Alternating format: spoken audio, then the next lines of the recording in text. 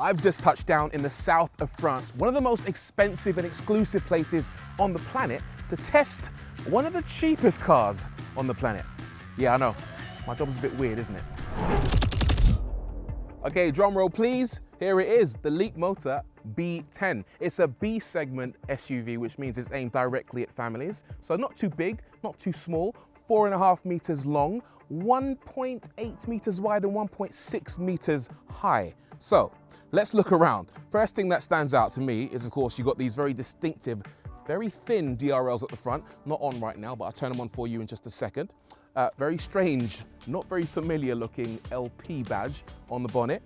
Okay, we've also got this main beam and a black section all along the body. And then if we take a look around the side, all of these cars apparently come with 18-inch alloy wheels. Those don't look too bad to me. We've got this black trim on the wing, black door mirrors, flush door handles, and then round the back, I think it kind of looks like a Porsche Macan. Anyway, let me know what you think in the comments. But before all that, I've literally traveled 6 hours door to door from the UK to France, and they've only given me about 3.5 hours to film and review this car. So we better crack on. But first, time to sit around for 30 minutes in a press conference, teaching us things like how to turn the car on, specs I already knew about, what the speed limits are in France, and all the delightful lunch locations I wasn't gonna stop at anyway. Time well spent. Anyway, onwards. Here we go. The Leapmotor B10. What adventures await us? Right, first impressions. It's very quiet in here, but when you're moving at low speed, it has this sound to warn other people around you that the car's moving, and it sounds a bit like a ghost. It's like, ooh. There it is. Quite creepy. Ooh. Anyway, we'll come back to that in just a second. I want to clear up, what exactly is Leapmotor? Well, they're a Chinese company. What? Oh, is that voice control? Yeah, we got voice control. Okay. I can't understand what you said. I didn't say. Put it more simply. I didn't say anything. We got voice control in the car. I can't understand what you said. I'm not talking. Put it more simply. I can't put it any more simply than I'm not talking to you. Please stop. Will you stop? Okay. First. I can't understand what you said. Could you put it more simply? I'm saying the first person to list 10 pure EV makers in the comments gets pinned. Where was I? Oh yeah, Leapmotor B10. So small compact SUV. It's going to go up against the likes of the Kia EV3, the Ford Explorer, I think the Peugeot E2008, that kind of thing. But the advantage this car has over all its rivals is the price. £29,995 after the Leap grant, which is Leap's equivalent to the electric car grant provided by the UK government. And that is massively cheap. I know people are going to complain that 30 grand is still quite expensive for a family car, but believe me, in this day and age, when you're talking electric, this is affordable. What does $29,995 buy you? Well, all UK cars will come with a single battery option, a 67.1 kilowatt-hour unit promising 270 miles, and loads of kit as standard: a heat pump, electric windows and heated seats, heated steering wheel, app control for preheating, 168 kilowatt DC fast charging, a 4-year 60,000 mile warranty for the car, and a separate 8-year 100,000 mile warranty for the battery. Leapmotor also has a partnership with Stellantis, meaning they can leverage European distribution networks, sales, parts, and servicing. Okay, we've got some beeps. Oh, we've got a double beep there. Yeah, I'm sure you're aware what those are. That's the ADAS systems, the driver assistance systems, which are designed to nag you if it thinks that you're straying half a mile an hour above the speed limit, or if you're straying within 2 centimeters of a road marking. So I'm getting a bit of that going on right now. But we're gonna try and deal with it and continue with the review. Suspension-wise, quite good. The B10 uses a pretty standard McPherson strut suspension setup up front, but a pretty unusual rear suspension, which is a multi-link suspension, which is actually incorporated within the housing for the electric motor. You don't normally see that, but Leapmotor reckon it saves weight. It's 19% lighter having that setup than a standard suspension setup.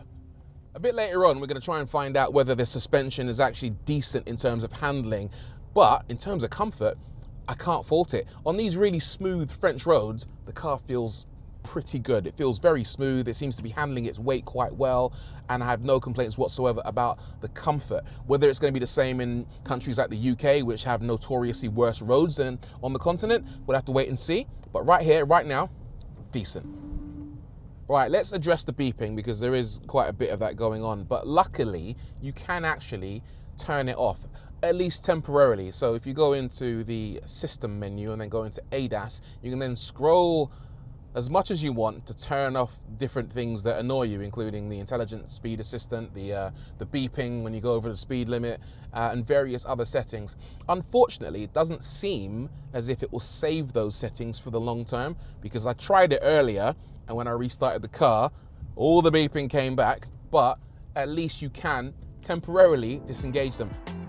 After an hour or so of getting out of town, I arrived at a pretty cool spot that I know, which would give me a bit of time to reflect on my findings so far, take a closer look, and later to really put the B10 through its paces.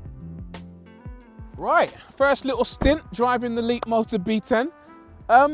Yeah, pleasantly surprised by this. I brought it to what's called the Route Napoleon, where it's actually quite busy here today, and that's because this is probably one of the best roads in the south of France. Really nice road. I tested the McLaren Artura Spider here and it broke down. Hopefully this won't, but we'll see what it's like in terms of dynamic driving a bit later on. But I wanted to stop and take another look around the car because there's a few things I haven't shown you yet, including the tires. So these are called Ling Long Sportmasters, believe it or not, and they're 225/50 R18s at the front and 235/50 R18s at the back. And I'm very curious to see what Ling Longs feel like. Not got high expectations, I've got to say. But the other thing I did while I was driving was having a look at it in the reflection as I drove past various shops, and I kept thinking, it looks like a Porsche. I hinted at that earlier on when I said the back end was quite Macan or Cayenne-like, and I still think that's the case. Okay, the thing that makes me think this is very Porsche is, well, the entire back end really, but especially this light bar across the middle. You got the high level spoiler up top, and it's quite chunky looking, isn't it? Especially, you know, in these curves towards the hips. That is definitely Cayenne material. And it hasn't got a rear wiper, but it does have a button off to the side, not where you'd expect it underneath, a bit like a Macan. Let's push that, open it up. Okay, so it opens up automatically and reveals, I'll get my coat out of the way, 430 litres of space. That's quite a generous amount of room. Let's open up the underside. Yep, you've even got some low-level storage underneath there for your charging cables and whatnot. You got some hooks for hanging your bags. There's a little light there. Doesn't turn on or off. But yeah, not sophisticated in terms of the boot features, but space-wise, pretty good. I also want to show you the front trunk. Follow me. Right, so it needs a double tug to open, and when you do, ooh, it's quite heavy. That is very heavy. We also don't have any gas struts to keep it up or to dampen the movement, but we do have an old school stick there to keep it up. And that is the front trunk in this car. And yeah, I mean, that in itself isn't bad. That's an okay amount of space for your charging cables or occasional bits and bobs, but look around the outside of it. On either side, there's nothing. It's just car, really, which is interesting to look at. In fact, it's quite echoey. Listen. Hello! Oh, oh, oh. You can see bits that you never really expect to see inside a car. I'm not mad at it though, because, all right, it's not the neatest and you can see some of the welding isn't the greatest, but what would you rather have? Would you rather them have you pay £500 to cover it up neatly, or to have the front trunk and not be charged for it? Personally, I'd rather have the front trunk and not be charged for it, even if it looks a bit like a baby bath. There's even the water here, you can change your nappy on that. Anyway, let's take a look inside. Right, it's a family car, so let's check out if there's room for your family. Space in the back, really good actually. That front seat is adjusted for me. I'm 5'11". I've got loads of leg room. Headroom is okay as well. And look at the size of that panoramic glass sunroof. I think this is the largest glass sunroof in this car's class, and it really is letting in quite a lot of light. So it's a spacious environment to spend time, shall we say. It's also got these little windows just behind me, which again let in lots of light, which is quite nice. Creature comforts, you've got USB-C, you've got USB Type A, you've got some vents to keep you cool. I really like the fact that you've got these rear seat pockets where you can hide your gadgets from people who might want to nick them. You do have an armrest which folds down with 2 cup holders. I don't know what that is though. That little logo there looks like pee going into a pot. I'm pretty sure this isn't for peeing in, although you never know with these cars. Look at this though. Also some more storage down here. That pretty decent. And I also like the fact there's no transmission tunnel in this car, so you've got loads of space for your legs and feet. Not bad. Right, I want to show you the front of the B10 now. I've spent a little bit of time in here now, and I think I've formed a bit of an opinion, and that is, it's good on the whole. There are some downsides. I'm going to start with the materials. In fact, the materials aren't even that bad. I think it's just the fact that it's grey. There's a lot of grey in this spec of car, and it's quite overwhelming. I think I'd prefer it if it was something a bit more premium looking, like, I don't know, a lighter colour or a darker colour like black, for example. But they've done what they can to kind of hide the cheapness of the materials on offer, particularly on the door handles here, where you've got a little bit of fairly softish, possibly fake leather, and on the steering wheel, there's a bit of leather going on there. The dashboard itself has an interesting look to it. It's not one solid piece. There's lots of kind of architecture going on, which I quite like. On the right-hand side, you might notice there are these 6 holes. They aren't there for design. Those are actually bits that you can clip accessories onto. So in China, you can buy a tray or some toys for your children, and you can actually clip those on and, I don't know, eat your dinner off a tray, for example. They won't be introducing these accessories in the UK, so maybe it's a bit pointless ultimately, but it's an interesting touch. Some other bits that I quite like, the car's got ambient lighting, so as you notice in the center, these are all illuminated, and you can customize this to pretty much whatever color you want. So you can have it red, green, blue, yellow, or have it revolving, so it's all the colors over a period of time. Interestingly, it has cup holders, but they're not cup holders like I've ever seen before. They look a bit like sort of mini toilets, the way they fold down. That's a toilet seat really, isn't it? Interesting design. Possibly not the best design, because if I put a bottle of water in there, you can see that it kind of moves about quite a lot. So yeah, not the greatest, but I do appreciate that there's lots of room down here to carry, I don't know, a purse or a handbag, for example. And also up here, you've got a wireless charging pad for your mobile phone, and then another holder for a phone which doesn't charge. Inside here, masses of space to carry your bits and bobs. And then tech is worth discussing as well. Loads of that in this car. You've got this nice little driver screen which shows all the information you might want while you're driving, and then this big infotainment screen, which it's a lot. It really is a lot. There are not many physical buttons in this car, so everything is controlled via the display, and it can take a little bit of getting used to. For example, changing the temperature in the car. You've got to press this center button here, it changes to a different screen, and then you can change your temperature and your fan speed at the expense of seeing other things that you might want at that given time. For example, your navigation. Speaking of which, navigation is quite good, quite nippy. It's all based on a Qualcomm system, so it's actually quite responsive, very, very fast. And there's even an apps section. So we've got the navigation app, we've got a 360 surround view, so you can see around the car. If I push this button here, you can see each of the 4 wheels, which makes it a lot less likely that you'll curb your alloys.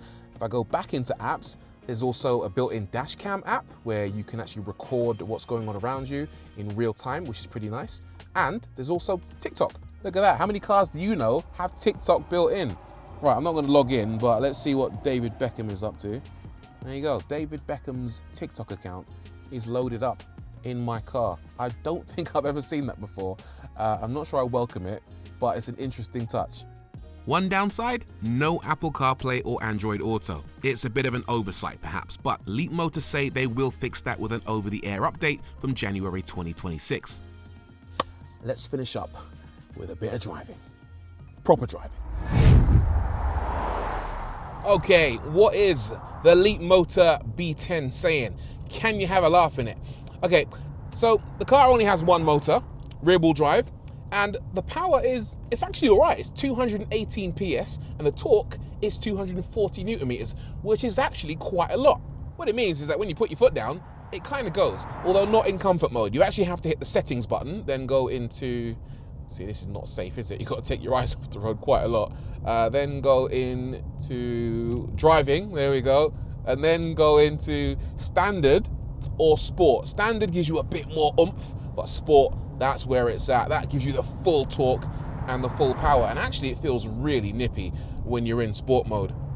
Performance-wise, I can't complain about it too much. It'll do 0 to 62 in just under 8 seconds, which is plenty. That's enough to beat, most people from a traffic light if they're not expecting it. And it'll keep going up to 106 miles an hour. Again, definitely not an Autobahn cruiser, but enough top speed to stay out of people's way on the highway. I do have a little gripe though. The steering wheel, which feels all right when you're around town, is exceptionally light. What it means is you really have to adjust the steering mode out of comfort, which is exceptionally light, into standard, which gives it a little bit more resistance, but preferably into sport, which, yeah, it firms it up to a degree that is kind of acceptable, really. Anything other than sport mode just makes the car feel slightly too flyaway and as if you're not in total control. I just noticed in the menu that you can adjust the regen braking as well. That's got 3 modes. You can have weak, where the car just seems to coast along, or medium, which slows the car down a little bit, and then strong, which slows it down quite a lot. Strong regen probably isn't advisable when you're driving enthusiastically, so it's nice to have the option of a weak mode. I said earlier that the B10 kind of looks like a Porsche from the back. Does it handle like one? Short answer is not really. No, it's pretty competent, I'll give it that. The fact that the batteries are housed quite low in the chassis means that the body control is better than it might be, but there's still a fair bit of body movement in the bends and the grip from these linglongs. Yep, verdict is in. These linglongs, they're not linglonging right. I'll throw it into a corner. Let's see if we get some understeer. Yep. Grip on the front axle is limited at best, let's put it that way. I mean, I've got to be fair to it though. The B10 isn't built for high performance. It's not a car designed for people to jump into and go for a fun high-speed blast. It is what it is. It's a family SUV, and it does really well at that. But I do have to say that if you're an enthusiast, then there are probably better cars out there. Oh, here's a pro tip for you. One thing you really want to do if you're driving enthusiastically is to turn off every single one of those driver assistance systems. I mean, everything from lane keeping assist to lane departure warning to speed warning. Anything you can get your hands on in the menu, get rid of it. Otherwise, you'll be hearing quite a soundtrack as you drive.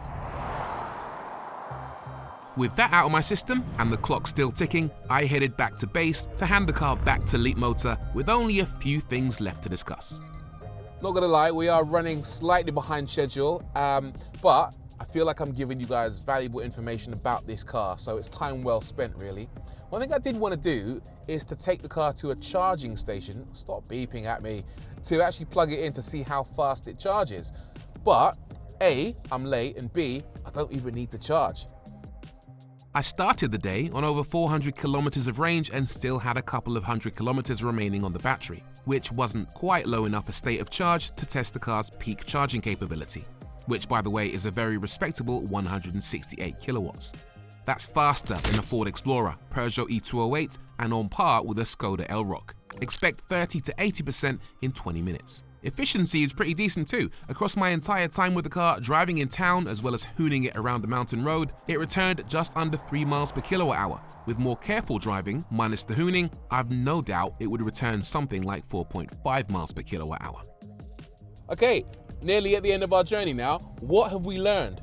Well, we've learned that I'm not very good at being on time, but we've also learned that the Leapmotor B10 is brilliant value for money. I think this car's got a lot going for it, Looks, not so bad. Kind of looks like a baby Porsche. In terms of spaciousness inside, absolutely banging. On top of that, the equipment you get in this car is fantastic for the price. They've put together a package that I think, on the whole, is definitely worth considering. Admittedly, I haven't spent too much time in the thing, but the time I have spent in it has revealed some quite positive things. Except the beeping, that's not very positive at all.